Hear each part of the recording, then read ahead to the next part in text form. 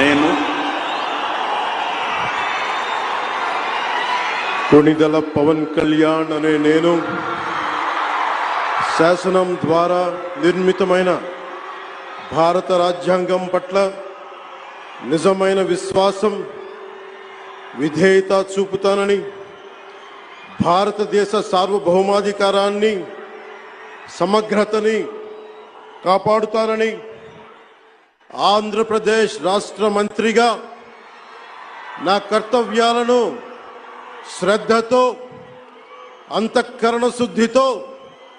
నిర్వహిస్తానని, భయం గాని పక్షపాతం గాని రాగద్వేషాలు గాని లేకుండా